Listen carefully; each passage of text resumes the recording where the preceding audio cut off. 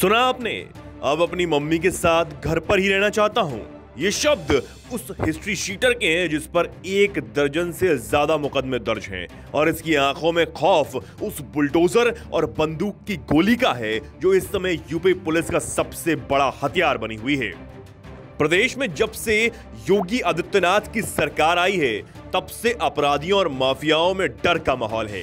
डर ऐसा कि अब उनके सपने में भी बाबा का बुलडोजर और यूपी पुलिस की गोली ही नजर आती है। सीएम योगी ने अपराधियों की गर्मी ऐसी शांत की हुई है कि प्रदेश में पारा 50 के पार भी हो जाए तो अपराधी कंबल ओढ़ के ही दुबके रहते हैं।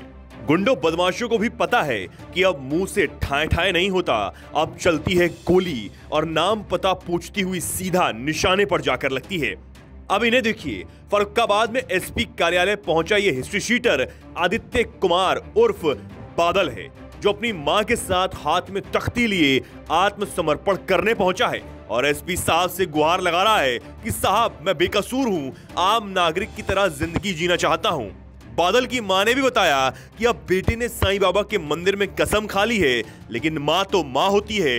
ये भी कहा कि बेटे पर सारे मुकदमे झूठे हैं कि ये सारे मुकदमे इसे झूठे लगे हुए हैं, हम इनको अपने साथ घर पर रखना चाहते हैं बस। अच्छा, अंदाज से कितने मुकदमे होंगे? 8। अच्छा, 8 मुकदमे। तो माता जी तो इसमें क्या कप्तान साहब मिले, क्या कहा कप्तान? यही सब बातें कहा। तो कप्तान साहब ने क्या आश्वासन दिया? उन्होंने ये कहा कि सुधरना चाहते तो रहो साथ में, मतलब पुलिस तो मतलब ऐसे आएगी तो तो वो जानकारी करेगी, सहयोग की बात कही है जी। जिले की टॉप 10 बदमाशों में शामिल बादल अब सारे अपराध छोड़कर अपनी मम्मी के साथ रहना चाहता है। सुनिए उसने क्या कहा। मामला जो है हम अपने घर पर रहना चाहते हैं, सुधर कर रहना चाहते हैं। तो एसपी साहब से मिल लिया आपने? तो आपकी क्या कहा कप्तान साहब ने? अपनी मम्मी के साथ घर पर रहना चाहते हैं, सबसे रहना। तो पहले आप आपराधिक इतिहास आपका रहा है तो अब उसके प्रति नजरिया कुछ बदला आपका? हाँ जी, बदला। इस पूरे मामले पर एसपी साहब का भी बयान सामने आया। उन्होंने कहा कि अगर वो अपराध छोड़ना चाहता है तो पुलिस उसका पूरा सहयोग करेगी।